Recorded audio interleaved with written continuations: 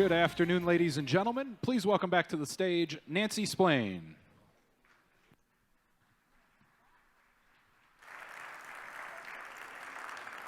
Good afternoon.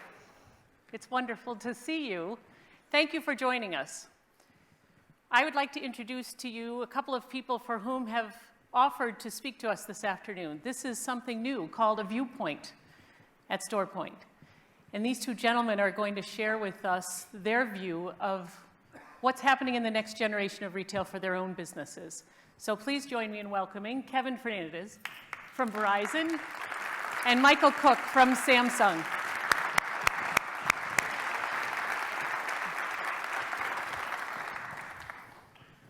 So, in following on from the keynote last night, where Dan O'Connor really spoke about what's happening next for retail, what we wanted to do is drill down and talk a bit about ecosystems, because truly the customer experience of the future is an ecosystem. And what these gentlemen are going to share with us this afternoon is how they are adopting that into their own stores and brands and bringing that to life for their customers. So Kevin Fernandes, great friend and longtime participant of our events. He's the Director of Merchandising Strategy and also Brand Standards for Verizon. And then Michael Cook, first-time attendee. Mm-hmm. Thank you for coming. Of course. So Michael's the Senior Director of Store Development for Samsung. So we're going to speak a bit. They're going to share with you their vision of this future of retail. We're going to have time for questions towards the end. So do give it some thought and things that you'd like to ask of them as well. But first, let me ask that we kick it off. Yeah, let's get started. Thanks, everybody, for coming. There isn't probably a single person in this room that doesn't believe that we haven't changed. We haven't changed as retailers. We've changed completely as how we buy. The things that we do as consumers and what we expect out of our retail platforms, everything's changed. If I can go to that first slide for us, that would be great. Back in 1980, just to give you an idea on how different we are, remember this? We were told, don't talk to strangers. In 1990, we were told, don't get into strangers' cars. Don't even think about it. In the year 2000, don't even think about dating somebody from the internet, right? Don't even think about it. So what do we do in 2018? Summon complete strangers from the internet and get into their car. We've changed. We've changed. You can't think for a second that it hasn't changed. Our environments are changing. How we deal with products are changing. How about, let's stay with 15 years ago. You go to the mailbox. Oh my gosh, I've got all this mail. I don't know what to do with it. Remember that? All of a sudden, you've got mail. AOL changed the world. You've got mail. Greatest thing in the world. What happens now? We sit at our email and, oh my God, I can't get to all these emails. And then you go to the mailbox and somebody sends you a letter that's handwritten. You love it. It's the greatest thing. So the question there is, are we moving forward? Are we reverting? There's a lot of talk about how that is, and I think we're going to talk about that today. As we talk about the 5 generations, you guys have heard me say this before. It starts with the traditionalist all the way down to that group. There's 2 names for them. They're so confused they don't know what to call themselves. Centennials, Gen Z. You look at the transformation of income and how people have bought homes.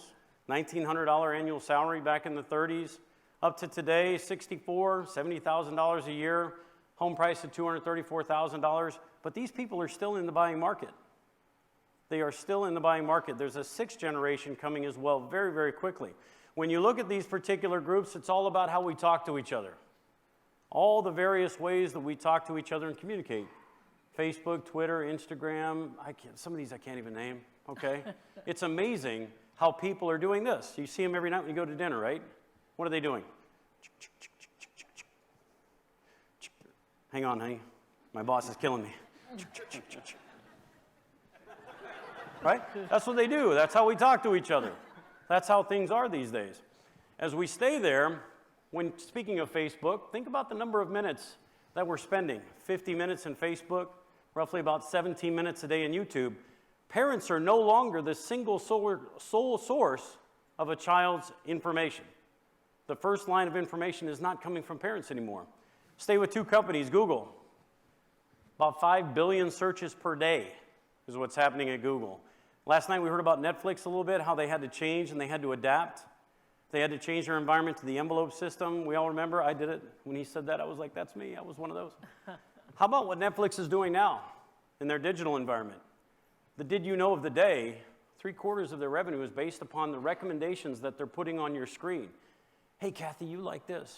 Select this one now. 3/4 of their revenue is based on that. As we move forward, I wanted to reference a couple of things.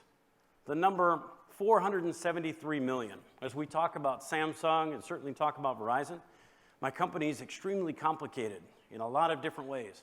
473 million per year. How about this number? Anybody want to guess what 1.3 million per day is? How about this number? 900 per minute. If you guess that that's the number of phones that Samsung sells, you're correct. 900 phones per minute, or roughly since the time we started, about 5,000 phones. Staggering. But how do we tell that story in a concise ecosystem environment that people can relate to, that they can appreciate and move forward with? One of the things we want to talk about as well is the 3 things that you mentioned last night. We talked about Samsung Pay, we talked about Amazon Go and buying groceries and pulling up in a grocery lot and the groceries come out to you, Walmart's doing it too, and then the shopperless or the shopper store where there are no employees with RFIDs. Our data tells us that 55% of you want to use some sort of pay off of your phone. 65% of you are looking for the Amazon Go type environment, and obviously 43% are actually interested in a store that doesn't have a person where they can walk out immediately. But not all experiences are good. As we reference, what we do in design and how we try and create great experiences, I would caution the folks out there to make sure that you're listening to those insights that Kevin and I are going to talk about here in a little bit. How you're creating a design iteration that goes one way, but your consumer experience is completely different. I love when I saw this photo on LinkedIn. I had to save it, and I use it all the time. Trying to keep that focus with your data and analytics and how you're moving forward with what your business model is. There is a huge difference. Seal is out here somewhere. There's a huge difference between data mining and data science. And some of the data science that we're seeing is amazing, where we think you're going to be versus the data mining of what you're currently doing. So there's a huge difference between the two. Our shoppers are also telling us 2 things. I mean, you guys have heard it. You heard a little bit last night, and we're going to hear it again today. Online is for research and purchase. They are researching what they're buying online, and they're purchasing it. Whereas, we'll talk later about 837 and certainly Verizon's flagships, in stores for validation and experience. They want to know what they're doing is the right thing. They want to know how it relates to their personal business, how it relates to their various things that they do with those particular products. And as we talk about ecosystem, it's all about how you can relate to it. And I think with that, I'll turn it over to Kevin to talk about some examples of ecosystem with Verizon. Yeah, sure, thanks. So yeah, customer experience is the most powerful thing that we focus on now. And at Verizon, we consider visual merchandising strategies now around creating ecosystems for customers. Because there's such a variety of products, how do you enable a presentation in stores for customers to see a vast selection and how things work better together? It takes a change of discipline from what we've done in the past, but the best way I can say is that you have to listen to customers, and not only listen to your customers, but listen to your reps. There are 2 things that we always make sure that we focus on in every initiative now, and everybody in this room always focuses on what's the business impact and what's that ROI. But the first question that we always answer now is, what's that customer impact, and how are we going to measure that? And if there's a positive in both, then we go. And if there's not a positive in both, then we keep working. So customer experience is definitely at the forefront of ecosystems now. How did it start at Verizon? What was the pivotal moment that made this change in direction? So for Verizon, I think it all started when we had a new chief marketing officer, Diego Scotti, come into our lives and was super strong with us around brand consistency and brand integrity and the customer journey being the most important. How do we look at setting up customer experiences, not just in retail, but how do we make it similar for the customer around all touch points that they shop with our brand? How do things look online, and how do things look in store, and how do things look on the Verizon app? There should be similarities there, and there should be a comfort level for customers to make it feel like, yes, Verizon's going to provide me the solutions I need. But it all started with kind of his vision on brand standards and consistency across all touch points for us. And how about obstacles along the way? It was always easy. Organizational friction, right? I think all of us in this room have experienced that. Kind word. The challenge we had was that Diego wanted to stand up a new group to lead visual merchandising strategy to look across the business. In the past, a lot of that merchandising strategy was done with the operations team and the product team, or the buyers. And what happens when the buyers are very involved in that? They want as much space as they can for their product, and you have a siloed group of product over here, and you have a siloed group of product over there, and it's a very fragmented shopping experience for the customer, and it's a very fragmented sales experience for the store rep. So we needed, Diego wanted a group to kind of quarterback this process to where we would then work with our partners, we would work with our product team, we would work with operations, we would work with training, we would work with consumer insights, because we always wanted to be grounded in consumer insights and research. So standing up that new organization and kind of changing the workflow was tough. And look, we face those challenges every day, but it's getting better, and I think people are seeing the benefit of that. That's great. And where does that group reside? Now, what do they report into organizationally? Yes, so another new part of the organization is, so Diego stood up a new chief experience officer, Scott Zimmer, who came for us from Disney. And where before, merchandising used to be under business and operations, and now it's under marketing. And I think that really helps because not only we're part of the marketing team's discussions with the partners like Samsung, and when the new flagship comes, how are you going to be showcasing your product to customers in your advertising? And how can we learn from the messages provided by the partner in their media that can then translate into the shopping experiences in store and online and through the app? Mm-hmm. That's great. How about at your company? Wow, obstacles. That's a tough question to answer. Obviously, as we talk about 837, shows some of the advances that we made within that particular structure. Not an easy sell to tell somebody that you're asking for X number of millions of dollars to go build a building in Lower Manhattan, 56,000 square feet, and oh, by the way, the only thing you're going to sell is a cup of coffee. Imagine trying to sell that to somebody. The obstacles there were very simple. The why came into it. What is the ROI? What are the KPIs? How do you measure success within that environment? And some of the data that we saw was staggering. When you think of the various things that we do within that building, the John Legend concerts, the Gwen Stefani concerts, the 19 cooking experiences, 750,000 people going through that building in the first 11 months. 750,000 people going through that building and not buying anything. Obviously, what we were seeing was exactly what we predicted. Some of the heat mapping studies we did, we had projected exactly how people were going to walk through that building. And here it is 2 years later, almost to the day that we opened, and people are doing exactly what we had projected. That we thought that they were going to do a certain pattern when they walked through the space, and within the 93rd percentile, they are doing exactly what we thought they would do. So the obstacles were early on in the conception stage, but as we started developing the process and developing how we were going to measure results, and certainly in those first few months afterwards, it became a very staggering thing. Why didn't we do this sooner? Wow. So analytics are changing as well. Yeah.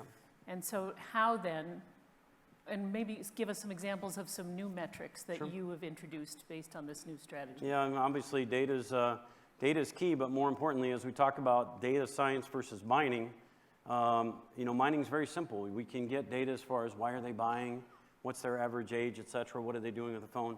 Data science, I saw a presentation in Korea just a few weeks ago where people are projecting what's going to happen based upon what you're doing in Google search.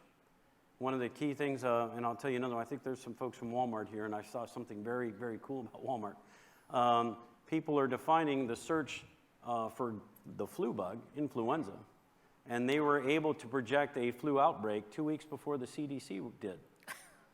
It's an amazing, when people were searching and saying, I'm going to search for the flu and what's going on with the flu, and then all of a sudden, they can project a flu outbreak supposedly 2 weeks faster. So there's something to be said for some of the analytics we see, what people are interfacing with on our phones, all the different options.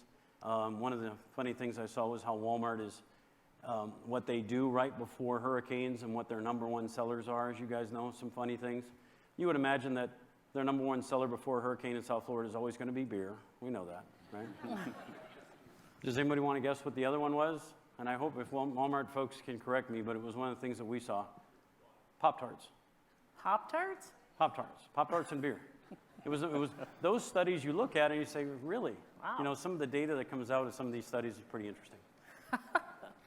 Any change in metrics around sales per square foot or conversion rates, things like that? For us, we've spent much more time focusing on how the customers are viewing our brand. Obviously, we look at NPS, and we've seen a positive uptake in NPS and from the way that we've showcased product in stores. We look at brand health, so we've been continue to be recognized as a very healthy brand out there, and we've doubled our brand attribution. And I think a lot of that is because of the consistency. We look at retention and loyalty. Our industry looks at it as churn, so how many customers do you lose versus gain. And when the wireless ecosystem becomes very sticky in your life and you have solutions provided to you, it helps with that loyalty. And then the other important part is we always make sure that we go back to the field. How does the store operate in this new environment? How does a store sell? Does it set them up for success? Yes, it does incremental ads and incremental sales, but you have to make sure that if your employee is going to represent your brand and be an ambassador for you, they have to know that they're working in a shop or a house that makes them successful. So those have been things that we've looked at outside the typical sales performance metrics. Sure. So let's just go to the definition of ecosystem. You all know it. It's the next slide. There. So truly, it's the living and the non-living things that affect and impact the environment.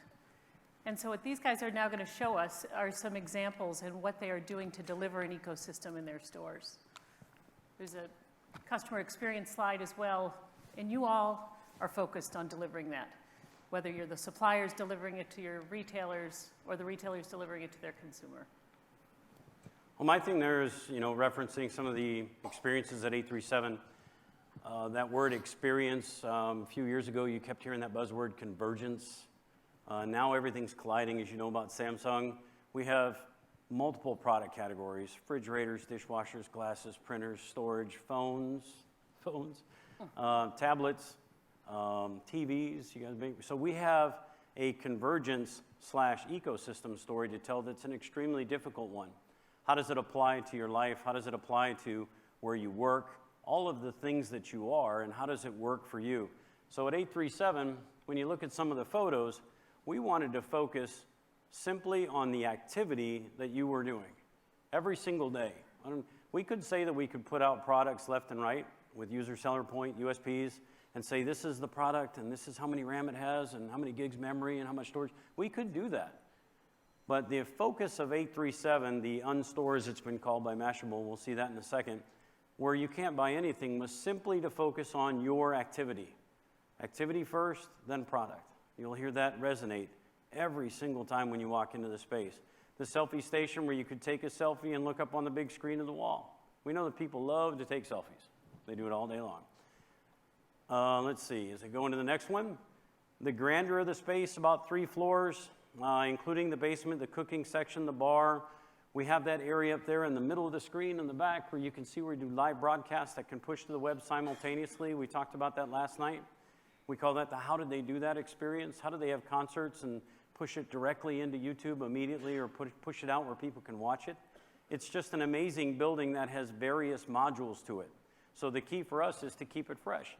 How do we create that environment that has various modules that can be easily interchanged, where people can relate to, they can adapt to and feel comfortable in as it relates to their activity? You look at this particular setup where we're looking at the tables and people are in that relaxing environment. Now they don't feel any pressure whatsoever. The number one piece that would take away from the building, I didn't feel pressured at all. I don't want you to feel like you have to walk in and walk out. Come in, hang out, do whatever you want. Don't forget to buy that coffee. Have a bagel and enjoy the products. Talk with your friends. Sit at their workstations.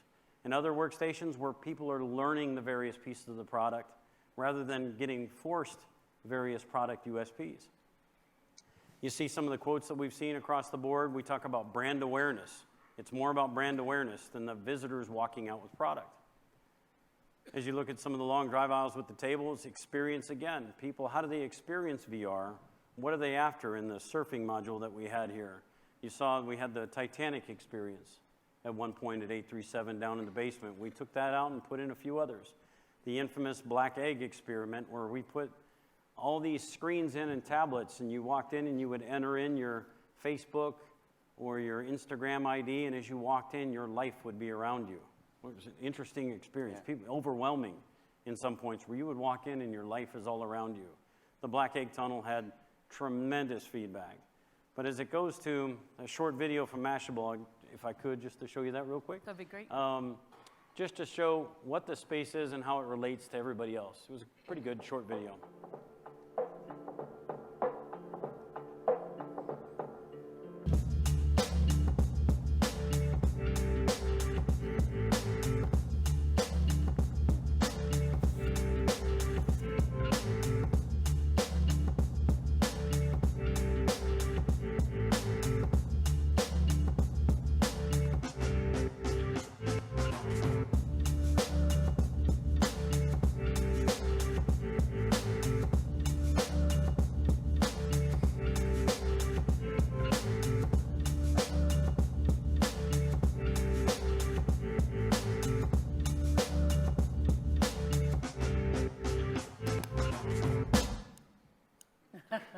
So if you look at that environment, the key underlining note in everything about that building is about experience, product ecosystem, and how it relates to each other, how it relates to your life, how it relates to everything you do every single day.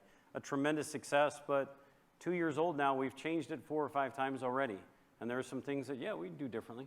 I mean, it's always that way. As Kevin will tell you, there's always greater ideas that you would think of after the fact. But it's been a lot of fun. That's great to see. Thank you. Kevin, you want to share with us what you've done? Sure. So for us, we have similar challenges as Samsung, and we have a variety of products in our stores. And we have some, tier one iconic type of partners such as Samsung and the like. But we also have different connected things in the world of IoT and accessories and ways that different products can connect to our network. So it's not just phones anymore, and it's not just phones and tablets, it's everything else that you're aware of. So how do we bring that into our environment and not have that siloed, fragmented, it's over on this part of the store and it's over on that part of the store, which is difficult for the customer and the employee, but we needed to find a way to put that stuff into an ecosystem. Experience is at the top of our mind on everything we do. When we knew that we wanted to use some customer experience initiatives from our partners such as Samsung, we spent a lot of time, my team and I have been to A37 quite a bit. We spent time with Samsung at CES. And what are some of those larger-than-life experiences that require connectivity, right, which is what we're there to provide, that connective tissue for the customer and the hardware provider? How do we bring some of those into our flagship environments? And so we're able to work together to do that. So here you can see this is from our flagship store in Boston, where it's the collection of the Samsung products that we carry into a space that's branded well for both Samsung and both Verizon, and it fits into our brand guidelines. One thing at the Samsung A37 store is they have the Gear 360 photo booth. And so we were able to bring that experience into our flagship store in Boston as well. And then, obviously, VR was a big hit you saw in the video from A37, but we were able to replicate this into a couple different of our flagship locations. So that's one thing for flagship, right? We have 5 across the country. How do we get some cool ecosystem experiences into the rest of our fleet? And that's where the challenge comes in. So this is some images from some of our core stores, some of our older designs. So here you can see the exclusive ecosystem for Samsung where we showcase their devices, tablet, VR headset, watch, wireless charging, all the products that work better together in one space for the employee to solution sell for that customer. In our newest store design, our next-gen store design, we have specific dedicated tables and actually look very similar to how you set up some stuff in Samsung. But the great thing about this is flexibility. And so here we have an experience table, once again, dedicated to the same 6 different types of product categories in one solution selling space. And on the back side, you can see same thing. There's the watches, and there's the wireless charging with VR and camera. So that's the challenge, is how do we take big experiences in flagship stores and bring them into smaller footprint stores as well as older fleet? That's where the challenge is, and that's where we rely on a lot of the partners in this room to help us do that. That's great. Thank you. So learnings. This is a whole different way to merchandise and to sell and to connect with your customers. So what have you learned? What would you do differently? What would you share with this group for whom is also maybe experimenting with an ecosystem of connecting with your customers in this way? Yeah, and I think one of the bigger points for myself and for my team members that are here, and certainly some of my vendor partners, we get a tremendous amount of insights about how we execute in field, and we get it from our vendor partners like yourself. I tell my teammates when we're in factories, et cetera, to rely on those people that are looking at our areas and telling us if we're right, or if there's something we would do different. And more importantly, you know, obviously the common consumer data that we get can be overwhelming, but it's also about executing. How do we execute faster? And we rely on our business partners, that some of them, you guys are here today, to tell us if we're going to market correctly, or if there are better ways that we can invent the wheel. Yeah. When people say don't invent the wheel or reinvent the wheel, I beg to differ. I think you can reinvent anything. Yeah. You know, we stay pretty grounded in consumer insights, and it's one thing to build presentations that, you know, cover the landscape across all of your fleet, but not every customer looks and acts and shops the same. So the next challenge is, how do we tailor those visual presentations in stores to different customer segments? There's a lot of information going on with data and tagging customers and knowing how they shop and knowing how they research. And maybe a store in the southeastern part of the country should have a different visual merchandising presentation than something in the north central part of the country. That's an ever-growing challenge, and therefore we rely on data, we rely on partnerships, and we rely on innovation to help do that. Sure. That's great. Well, let's open it up to questions, Sure. shall we? We have two people on the Connecting Point team, Sharmila and Emily, who've got microphones. Does anyone have a question?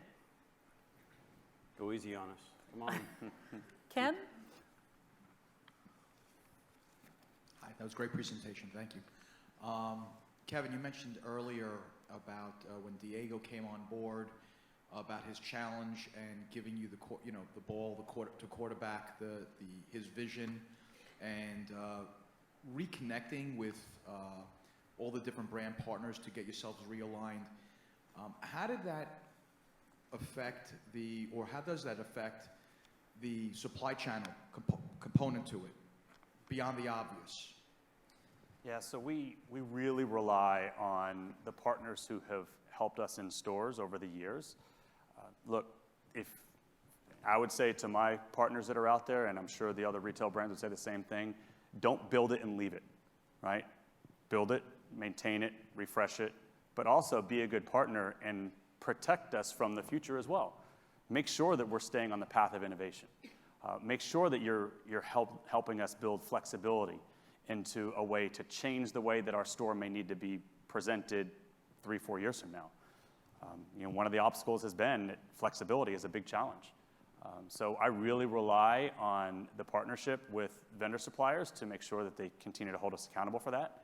To me, that's a true partnership. You're in it together.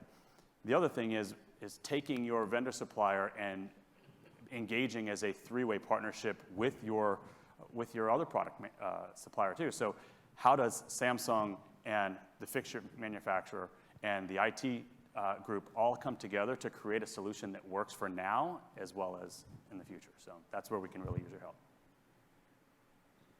Thank you. Thank you, Ken. Thanks a lot, guys. We definitely appreciate it. Kyle Nagel from GFX. I had a quick question. We talked a little bit about technology and data and analytics.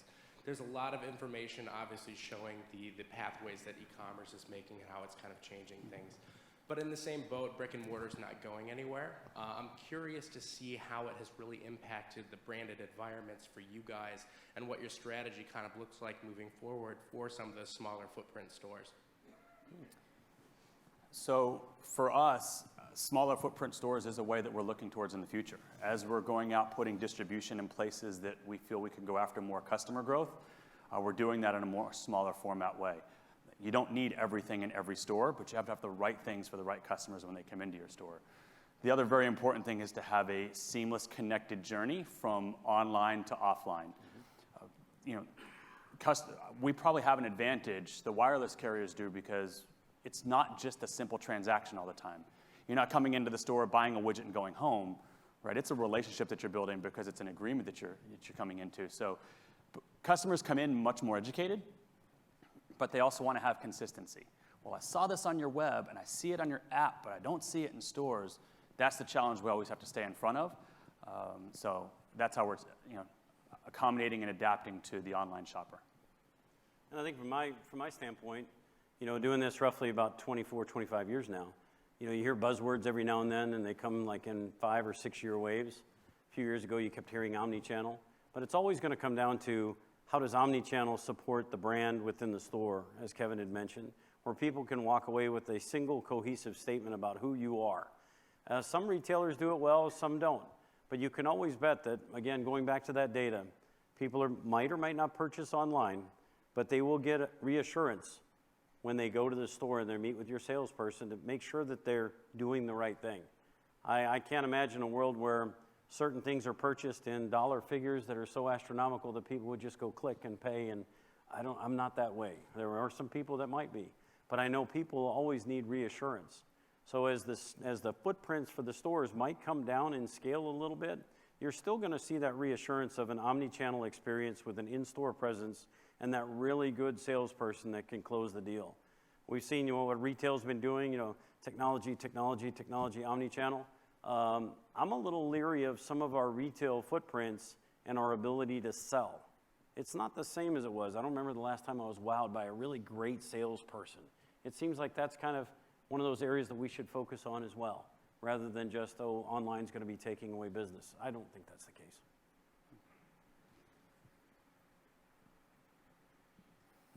Kevin, you mentioned measuring customer impact and ROI. Can you give an example of what exactly you would look for in a project around those two subjects?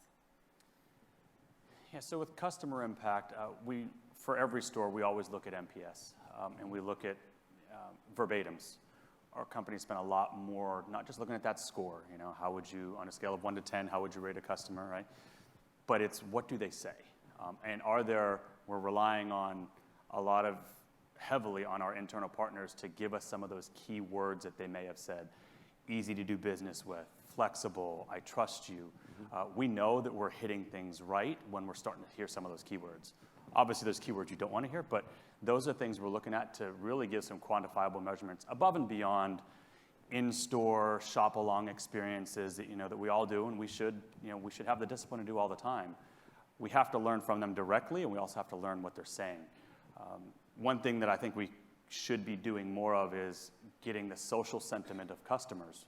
What are they saying socially outside of an NPS platform that can also tie back to their experiences in retail? Once again, being a premier brand, trying to be simple and easy to do business with are the two things that we find we go after the most. From an ROI standpoint, tenure and longevity and loyalty really helps generate lifetime ROI. We look at the lifetime value of a customer, not just what they go in and they pay in that transaction during that one time, but what's their lifetime value to us, and we measure that store by store. Thank you. Guys, thank you very much. This question is for Michael. First of all, congratulations. I love Samsung. Thank you. 837. It's a world-class brand experience store. My question was the conversations in Samsung at the beginning. How did they come about to realize that we're going to create the first of its kind brand experience store? Mm-hmm. And then how do you convince them that, the KPIs that we're going to be using are completely different? Sure. I just want to understand what was that thinking that led to the creation of such stores. And then the other part of the question is, what happens next? You have it in New York. Mm-hmm. Then do you regionalize it, or is that the brand experience for all of Samsung? Where do you go from here? Sure. Not just in the conversion of those experiences learned there with our business partners, Verizon being a key player for us. Back in the 2015, when the lower floors were being designed and we were still under construction, end of 2014 when we first pitched the idea, most of you might know, Samsung in general is an extremely aggressive startup type company in a lot of ways, but conservative in others. So selling that idea was not easy. In a lot of different ways, we had the support of our CEO at the time, Gregory Lee, who basically said, let's do this. It's something that America needs. It's something that we could use in what we had first looked at, this this marketing center of excellence. When we looked at that segment and said, is it going to be a marketing center, and how can we create something that marketing can use and yet our consumers can identify with and showcase our products in a way that had never been seen before. Since then, you've seen a few of the awards, and we're very, very proud of them, but we're humbled by a lot of the different comments that we hear from everybody that says, we love what we saw there, and this is what we're doing, so it's a stepping stool. And people are doing better things than we originally thought of. And, I look back and say, man, I wish I would have thought of that. What a great idea. As far as the rest of the country, we do various buildings. We do various sites that basically do the same things that cater to our customers. The business team within Washington, D.C., the government team, has a building that we're exploring right now. And how do we relate the Samsung story to the B2G team that we've developed there? And then obviously on the West Coast, an enterprise business center full of screens where people can relate to that particular segment of the business. So we're going after specific businesses with reference to those experiences, but all of them come back to that single sole experience at 837, and how do we take that experience and make it something that can apply to that line? I hope that answers your question, but I could go for days about what happened and how we tried to sell in Samsung 837 and the number of times we were laughed at. Are you crazy? You want to do that? Yes. It was a lot of fun. In retrospect, we talked about this morning, looking backwards, it was fun. At the time, not so much, right? Yeah. Like childbirth. Yeah, exactly. I wouldn't know. Sorry, just putting in my 2 cents. Anything else? Wow. I have a question. So this is a whole new way to explore customers buying. Mm-hmm. Are there demographics that you're losing along the way, or are there demographics that you're helping to provide an and strategy? So you merchandise, your sales team can still sell a phone, but then they can sell a kitchen and a cooking and food experience as well. But how does it affect different demographics? Well, we're not selling kitchens in Verizon stores yet. And Not yet. That'd be a challenge in its own. I think we're actually helping the demographic of the online buyer. The legacy shopper that really only relies on brick and mortar, it's a change to, but it's the ones who can easily find the connection from online to in-store that I think has been our best impact. And for us, I don't know if we've necessarily, I hope we haven't lost anybody, but we certainly gained people that said, I didn't know you did that. Oh wow, that's the best refrigerator I've ever seen. The center of the home is around the family hub, that screen that connects with your phone, and that ecosystem, it entails your whole life. I think we're telling a better story now about how our products relate to each other and how they apply to people's lives. And then you get that light bulb moment. I didn't know you guys did that. It's been quite rewarding in a lot of ways. It's change. Yes. Change is a challenge. Change is a challenge. And I guess we'll go to Change. close. I think, first off, I want to say thank you. It's a privilege to be here and talk to you guys, and certainly to meet some old friends that have been in the industry with me for a while, and meet some new ones as well. But don't think for a second that the things that Kevin and I talked about today, I think we'll be in alignment. Change is not easy. Change is something that has to happen. The industry is going to change. It's a matter of, are you willing to make the changes to go with it and keep up with the times? Have you ever, for those people that have lived throughout Europe and the rest of the world, driven on the opposite side of the road? Anybody? Yeah? Has everybody ever wondered, what would ever happen if they changed and drove on the other side like we do, the normal side? You ever wonder I'll give you Sweden. 1972. Change is not easy. Changing from the left side of the road to the right side of the road. Change will never be easy, but it's a necessary evil. We will constantly evolve. We will constantly adapt, and so will our retail environments. Yeah. Look, the opportunity at these sessions and the 2 days that we all spend here together is the best opportunity for us to collaborate on the now as well as the future. what kind of keeps me up at night is, we're making these realizations on how we need to adapt some of our older stores into a new shopping experience, but we're doing it for how the customers are shopping now. How are they going to change in the next 2 and 3 years, and how will we have to adapt then? So these times together are the perfect times for us to think about that together. So in advance, I thank you all for your partnership. Thank you to Michael and to Kevin. Thank you all. Thanks, guys. Thanks, everybody. Great. Thanks for that one. So we'll see you in the ballroom for the one-on-one appointments that will start shortly. Thank you.